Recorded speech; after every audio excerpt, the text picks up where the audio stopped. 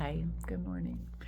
It is Thursday, January 6th. Oh God, I did it again. I think this one's to go over there.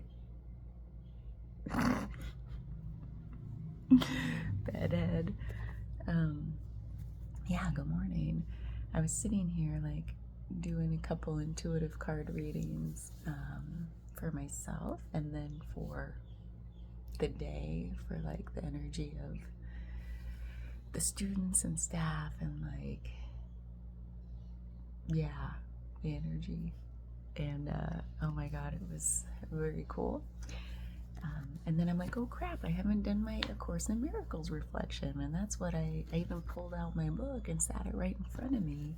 And then something told me I need to do some readings first. And then I was like, oh, what now? Oh yeah, I got to do my reflection. So lesson 36 was the lesson I practiced yesterday. Honestly, I didn't practice it much because it felt so intuitive, like I already do it. But, the whole point is to be intentional, and I don't think I was. So I reflected on it a little bit now, and before bed last night, and first thing yesterday. I just forgot to do it mostly during the middle of the day, except maybe once. And the lesson 36 says, my holiness envelops everything I see. And so it says today's idea extends the idea for yesterday from the perceiver to the perceived. The prior day's lesson was, my mind is part of God's. I am very holy. And then it goes into, my holiness envelops everything I see. All these lessons obviously are building on to each other. I try not to look ahead though, so I don't influence how I see the prior day's lesson based on what's coming tomorrow, because that's not authentic. That's not how the lessons want to reveal themselves. It's not the intention of having lessons. So I never look ahead. I did once and I went, ooh. And then I realized, I don't want to do that. So my holiness envelops everything I see. And then it says to practice this, you sort of bring to mind different things, or in your awareness when you look around. And you can even do it with your eyes closed, especially if you don't have sight, physical sight. You can still do it in your mind's eye. So you can do both. It says, my holiness envelops that rug. My holiness envelops that wall, that lamp, this hand. Do it with everything, with no attachment to things that are hard or easy, or doing something over and over again until you get it. Just do it without attachment. My holiness envelops everything I see. And then I love what it said here, because I was like, what? You are holy because your mind is part of God's. And because you are holy, your sight must be holy as well. Sinless means without sin. You cannot be without sin a little. You are sinless or not. If your mind is part of God's, you must be sinless. Or a part of His mind would be sinful. Your sight is related to His holiness, not to your ego, and therefore not to your body. Isn't this amazing that sin was invented by man? God didn't invent sin. It's not real. It doesn't exist because we're part of God, and God's not full of sin. And in various parts of the Bible, it says all these separate things, and yet man was like, oh, we got to keep people in line. Let's invent sin. That'll really make them feel guilty and persecuted, and we'll keep them under control. Religion is absurd, isn't it? Oh my God. Unless you just take the good parts of I'm going to take all the good feelings and disregard the bad. And then people might say, well, isn't that spiritual bypassing? Yeah, but get to the source. And if this text, they say it's channeled by Jesus. Jesus was like, okay, people, that Bible thing you did, it's got some problems. here are my real teachings. Here was the intention behind what I was saying. And so that's what this text is all about. That's what they tell us in the introduction and everything. And I'm like, yes, finally, the real meanings, the real intention of the teachings of Jesus. We're all without sin because we are of God's mind and God is sinless. So simple. So I really appreciated that reminder that sin is a made-up thing, guys. You really skewed everything I was talking about. How frustrating would it be to be Jesus on the other side going, like, he gets back to source and he's like, yes, oh, I did some good stuff. I feel really good. But he's like so selfless. He'll be like, yeah. And then he turns back and looks down and he's like, what are they doing down there? That's not what I meant at all. Okay, yeah, that part, yeah, they kind of understood that. Yeah, they really got that. And then he's like, oh God, what happened? I love that. It's just, we're human. We're gonna do human things like that. And then we come to our own understanding of things. And I love, for me personally, getting so far against the religious rigidity of religion. I like alliteration.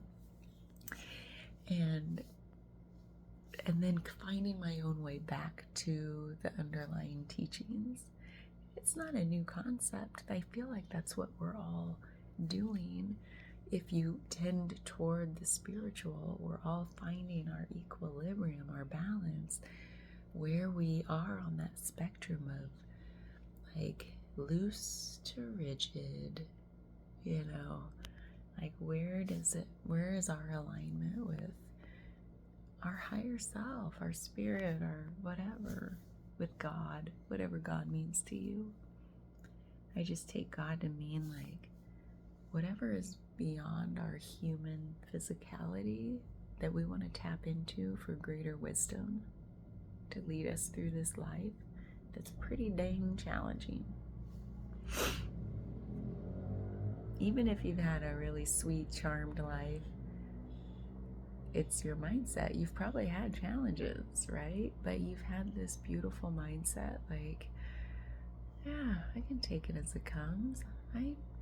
I know I'm strong inside and I can deal with things as they come. I'm still alive now, so I must have done something right.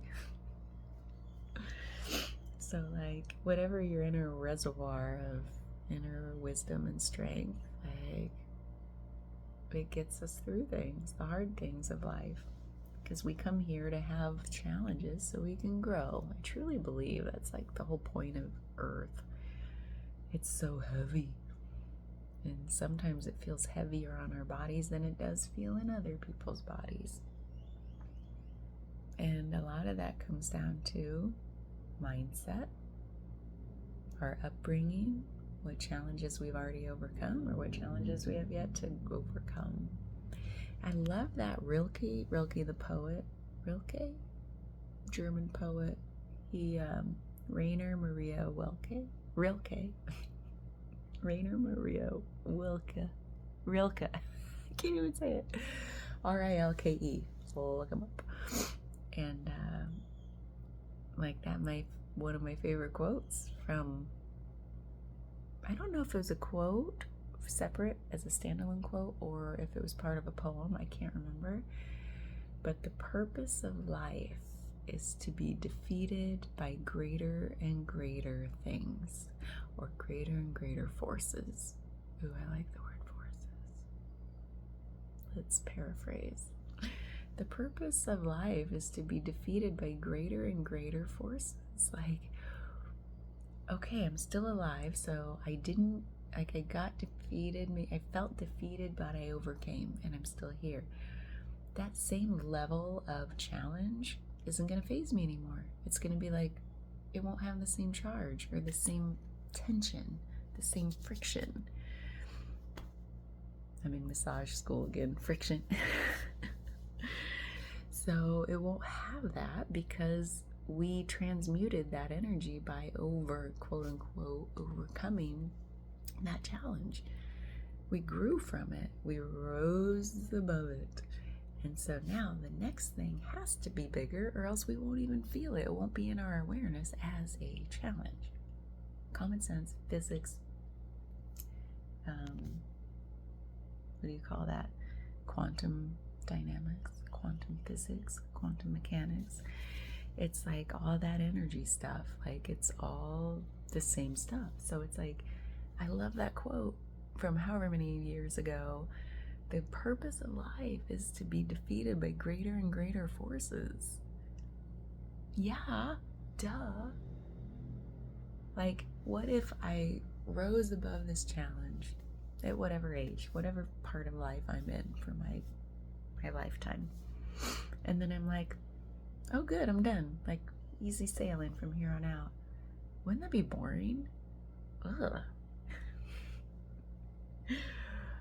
Like, after you alchemize and transmute, I love those words, that energy, it's like bringing it, like really embodying the challenge and like, ooh, growing from it.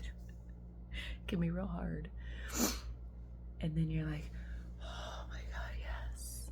I feel more expansive in whatever way that is, however it moved through you, whatever you learned from it in your body. Learning's not just here. I feel like there's embodiment of challenge, and then dots get connected like, oh yeah, that's what that was about. It's not the, oh, we gotta figure it out. Then you can't embody it. You're like constricted and you're not letting the energy move through you. So there's a total, like, we have bodies for a reason. The body is the brain. It's like, and then it's like, oh, it all makes sense now. So anyway, I feel like that's one way people can get out of their heads and into their bodies, is just realizing like you can only act your way into a new way of thinking. You can't think your way into a new way of acting. I say that over and over, and I truly believe it. And then sometimes it's all mindset too.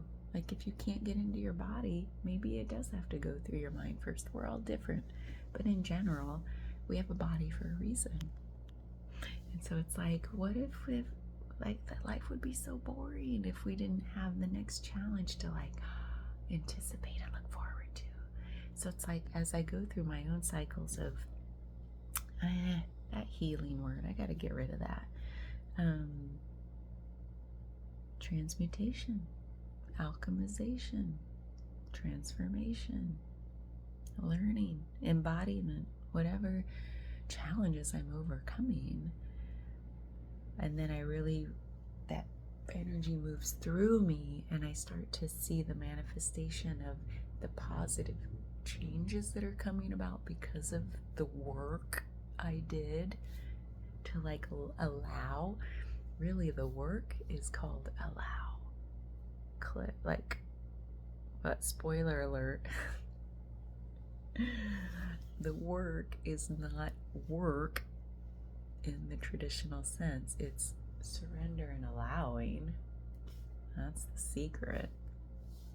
So it's like that cycle will birth some allowing of something new to come in, and you're like, oh, that's what this was all about. That's what I've been knowing intuitively was meant for me coming, and I had to get out of my own way by surrendering this to whatever your higher thing is beyond the human self. Whatever that is, could just be your own intuition, your higher self. Still all of you. We're all of God. God is of us. So it's like, okay, I'm ready for the next thing. And who knows how long that would be? It could be days, weeks, years. Like I've heard some people talk about like, okay, it was 3 years. And then I started to feel like a readiness. I'm ready for the next big thing to try to defeat me. I'm ready. Because now I've learned something. It's the hero's journey. It's archetypes. I'm ready for the next battle. I've learned things. I've acquired gifts of understanding. I've acquired strength from the conditioning of the last battle. It's all the same stuff. I don't know why I got on this. My holiness envelops everything I see. I guess because that idea of sinlessness, we're all sinless. God is sinless. Sin is a man-made thing. Check yourself at the door, people. Like, why are you putting all this idea of sin and guilt on yourself? You might have been raised Catholic. It's not your fault. Not your fault at all. And you may still want to identify as Catholic. You do you. But I hear a lot of recovering Catholics talk about, like, from a very young age, guilt and sin and damnation and persecution just like fills your experience. Like, wow, that's heavy stuff. That is heavy. It doesn't have to be that way. So, take the good parts, leave the rest. Yeah. So I think that's how I got on this whole, everything I see is sinless. I'm sinless. God is sinless. Like, everything can be seen through the lens of holiness. You're holy, and like, I'm holy. There's God in my looking out at you and infusing everything I see with the holiness of God. And there, such a peace descends on everything you lay your eyes on when you think like that. It's not really a thinking, it's just a knowing of like, that tree is holy. That fabric is holy. Like, somebody birthed those of beauty and comfort into the world because they said, oh, I just want to wrap myself in that big sheet of beauty. It's holy. Like, what are you manifesting into reality from your holiness and the way you see your world? I'm asking myself that same question. I'm at this, coming to this place of like, oh man, that's all that's left for me. I'm gonna cry. That's all that's freaking left for me in this world. Is like leaving behind my self-limiting beliefs. Because yeah, I can see everything with holiness. And then it's like, this world is a ripe playground for us to create. We are creators with the tangible physical fabrics, or just the fabric of our being and the way we interact with people. We're co-creating an experience.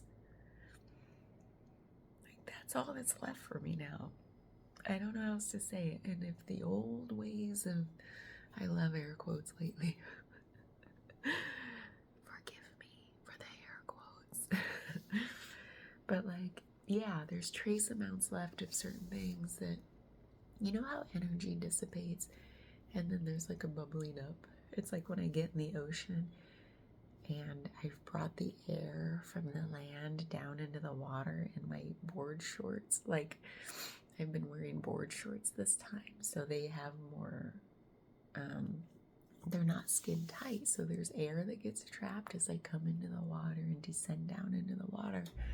Air from the land is trapped up in my shorts, and then as I go under the water, the air starts to come out. It looks like I'm passing gas, but I'm not. And then like, so I feel like that's an analogy of like, as I flow more in life, as I descend and ascend more into my alignment, my authenticity, my purpose, my why for existence. Sometimes these trace amounts of what I'm leaving behind will bubble up, from under that flow of the intuitive water state that I'm in.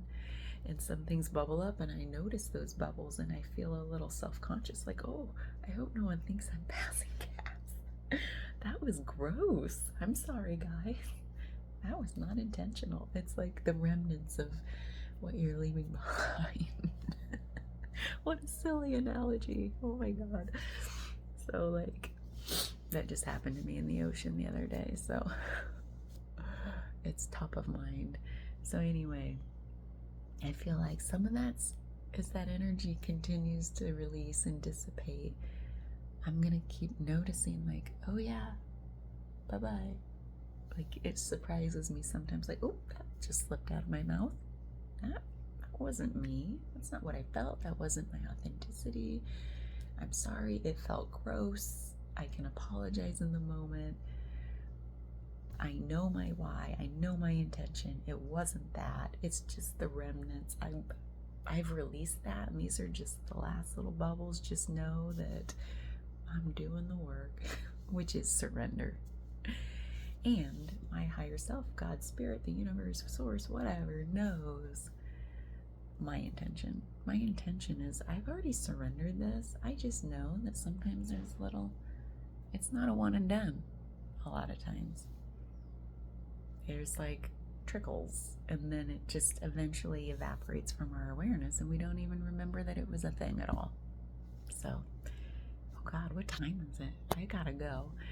I'm not sure if I'll need to be the lead TA again today, because our lead TA was sick, our academic coordinator. I got to text her. Hope she's feeling better. But I took her place yesterday, so there was a lot more responsibility, and I want to be ready just in case that happens again. So I'm gonna go. But thanks. This was a weird one. See, every time I don't practice something as much as I want, there's still a learning.